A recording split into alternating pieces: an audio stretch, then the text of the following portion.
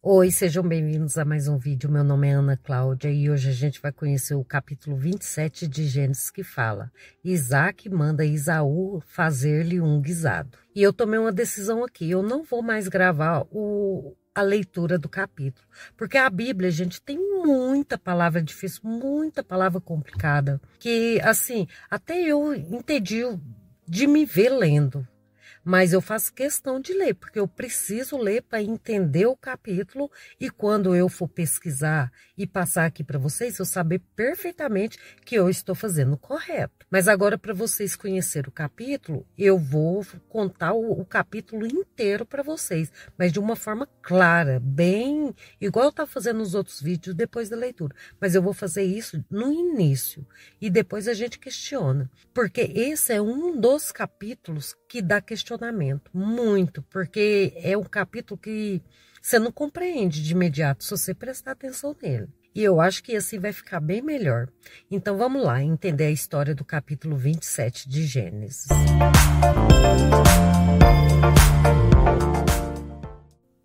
O capítulo começa falando que Isaac já estava velho e quase cego. E ele chamou o Esaú, o filho mais velho dele, e disse: "Meu filho." E o Esaú respondeu: "Estou aqui, pai." E Isaac disse: "Já estou velho e não sei quando vou morrer. Pegue suas armas e vá caçar algo saboroso para mim. Depois prepare um guisado como eu gosto e traga para que eu coma e te dê minha bênção antes de morrer." E a Rebeca ouviu tudo. Quando o Esaú saiu para caçar, aí ela foi falar com o Jacó. Então ela falou, né? "Ouvi seu pai pedindo comida a Esaú, prometendo dar a bênção antes de morrer." E ela continua: "Agora escute bem o que vou te dizer. Vá, pega 2 bons cabritos no rebanho e eu vou preparar um guisado gostoso para o seu pai, como ele gosta. E você vai levar a comida para ele e ele vai te abençoar no lugar do seu irmão Esaú." Então Jacó responde: "Mas Esaú é peludo e eu tenho a pele lisa. Se meu pai me tocar, vai perceber que sou eu e não Esaú. E em vez de bênção, vou acabar sendo amaldiçoado." E a Rebeca disse: "Se isso acontecer, eu assumo a culpa. Faça o que estou dizendo e vá buscar os cabritos." Jacó foi, pegou os cabritos e Rebeca fez a comida. E depois pegou as roupas de Esaú e vestiu Jacó. Cobriu as mãos e o pescoço do Jacó com a pele dos cabritos para parecer peludo como Esaú. E entregou tudo para o Jacó levar para o pai dele. Então o Jacó foi até Isaac e disse: "Meu pai." E Isaac respondeu: "Quem é você, meu filho?" E Jacó disse: "Sou Esaú, seu filho mais velho. Fiz o que o senhor pediu. Sente-se e coma para me abençoar." E Isaac perguntou: "Como você achou a caça tão rápido?" "Deus me ajudou a encontrar logo." Desconfiado, Isaac disse: "Chegue mais perto para eu tocar em você e ter certeza de que você é mesmo Esaú." Jacó se aproximou e Isaac tocou nele e disse: "A voz é de Jacó, mas as mãos são de Esaú." Como ele estava com a mão coberta de pele de cabrito, o Isaac achou que era mesmo Esaú e não reconheceu Jacó. Isaac perguntou de novo: "É você mesmo, Esaú?" E Jacó respondeu: "Sou sim." Então Isaac pediu a comida e comeu, depois pediu vinho e bebeu. Depois disse: "Venha me dar um beijo, meu filho." Jacó se aproximou e o beijou. Quando Isaac sentiu o cheiro das roupas, achou que era Esaú e o abençoou. A bênção foi assim: "Que Deus te dê fartura, boas colheitas e prosperidade. Que as pessoas te sirvam e que seus irmãos se curvem diante de você. Que quem te amaldiçoar seja amaldiçoado e quem te abençoar seja abençoado." Assim que Jacó saiu, Esaú chegou com a comida que havia caçado e preparado. E disse ao pai: "Levante-se, pai, e coma a comida para me dar a bênção." E Isaac perguntou: "Quem é você?" E o Esaú respondeu: "Sou seu filho Esaú." Então Isaac começou a tremer e disse: "Então quem é que me trouxe comida antes? Eu comi e já abençoei, e essa bênção vai permanecer." Olha, quando Esaú ouviu isso, gritou cheio de dor e disse: "Pai, me abençoa também." E Isaac respondeu: "Seu irmão veio com engano e tomou sua bênção." E o Esaú disse: "Não é à toa que o nome dele é Jacó, porque Jacó significa enganador.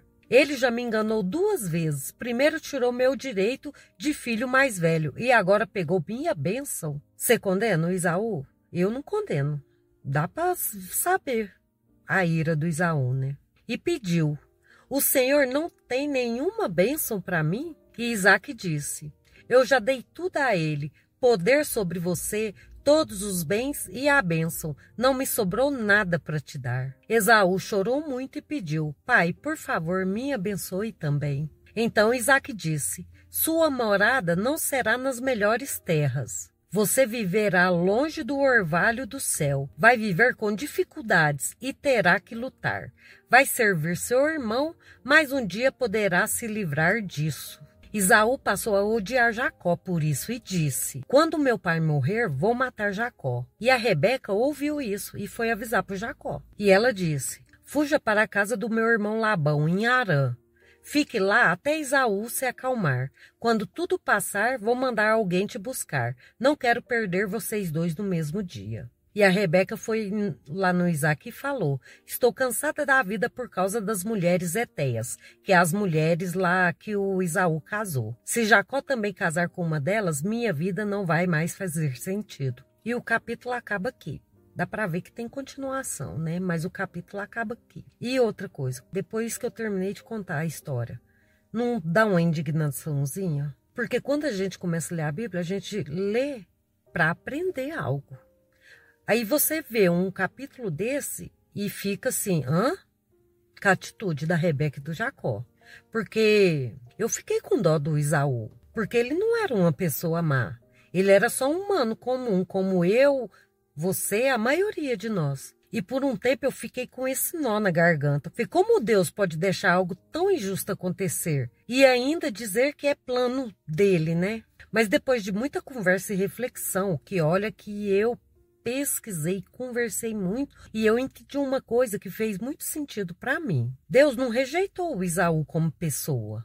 O que ele rejeitou foi o papel dele naquela promessa específica que começou lá em Abraão. Era como se Esaú fosse para viver a vida dele normalmente, como qualquer ser humano. E Jacó seria aquele que carregaria o fio da promessa, aquela que vai atravessar toda a Bíblia. Então isso me fez respirar mais leve. Isso me convenceu.